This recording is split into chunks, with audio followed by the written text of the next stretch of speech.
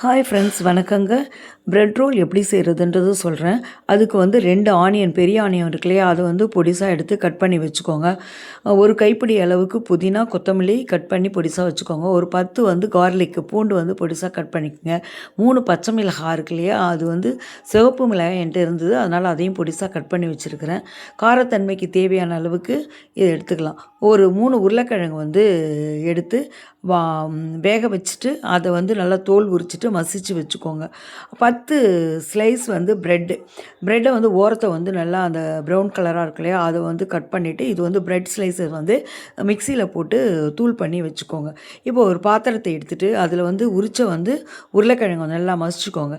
அதில் வந்து இந்த ப்ரெட் தூளையும் நல்லா வந்து கிரைண்ட் பண்ணதை அதில் எடுத்து அப்படியே தூள் பண்ணி போட்டுக்கோங்க. வெங்காயம் வந்து ஒரு 2 வெங்காயம் சொன்னேன்ல, அந்த 2 வெங்காயத்தையும் கட் பண்ணதையும் அதில் வந்து போட்டுக்கோங்க.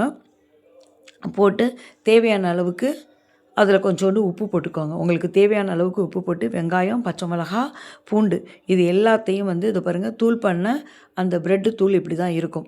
நம்ம வந்து இந்த உருளைக்கிழங்குல வந்து இந்த வெங்காயம், பச்சை மிளகா, பூண்டு பொடிசாக கட் பண்ணது, புதினா, கொத்தமல்லி எல்லாத்தையும் வந்து மிக்ஸ் பண்ணிக்கோங்க. தேவையான அளவு உப்பு. காரம் வந்து உங்களுக்கு தேவையாக இருந்ததுனாக்கா 1½ டீஸ்பூன் அளவுக்கு கூட மிளகாத்தூள் போட்டுக்கலாம். நான் வந்து காரம் கொஞ்சம் கம்மி தான், அதனால் 1 ஸ்பூன் அளவுக்கு மிளகாத்தூள், கரம் மசாலா தூள் இது எல்லாத்தையும் போட்டு நல்லா வந்து மிக்ஸ் பண்ணிக்கோங்க. மிக்ஸ் பண்ணிவிட்டு நல்லா வந்து உருண்டை, அதாவது பொடி கையில் ஒட்டாத அளவுக்கு இருக்கணும்.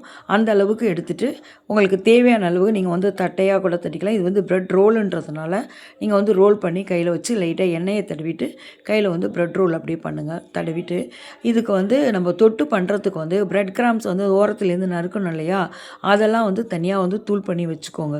அதுக்கடுத்து ப்ரெட்டு அந்த தூள் இல்லைனா கொஞ்சம் ரஸ்க்கு கூட போட்டுக்கலாம்.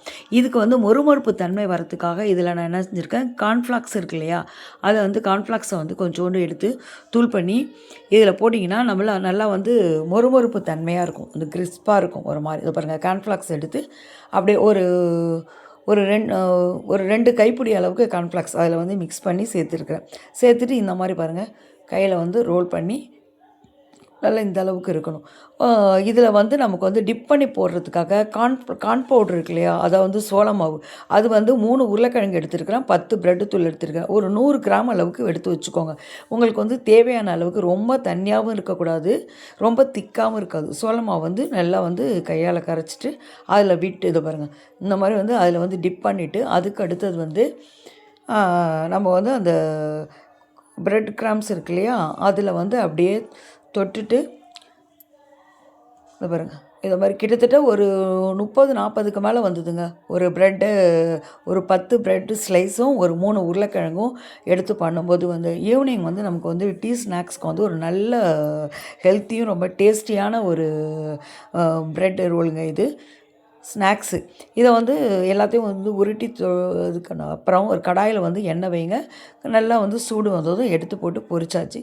சூப்பராக இருந்தது, டேஸ்ட்டாக இருக்கும். இதுக்கு வந்து தொட்டுக்க வந்து நீங்கள் புதினா சட்னியோ இல்லை கொத்தமல்லி சட்னி, இல்லைனா வந்து ஜாமு, பசங்களுக்கு வந்து ஜாமோட தொட்டு சாப்பிட்றாங்க, இல்லைன்னா வந்து கெச்சப், மயோனீஸ் எதில் வேணாலும் தொட்டு சாப்பிட்டுக்கலாம். நான் வந்து குழந்தைங்களுக்கு வந்து மயோனீஸும் டொமேட்டோ கெச்சப் வச்சு சாப்பிட்டாங்க. சூப்பரான ஈவினிங் ஸ்நாக்ஸு. இது வந்து வீட்டிலையே செய்யும்போது ரொம்ப ரொம்ப செலவும் குறைவு, நல்ல டேஸ்டியானது, ஹெல்த்தியானது. பசங்க வந்து வெளியில் போய் வாங்கி சாப்பிடாம வீட்டிலையே செஞ்சு கொடுங்க, சூப்பராக இருக்கும் டேஸ்ட்டு. செஞ்சு பார்த்து சுவைத்து சாப்பிடுங்கள். வாழ்க வாழ்க வளமுடன். தேங்க்யூ. சப்ஸ்கிரைப் பண்ணுங்கள்.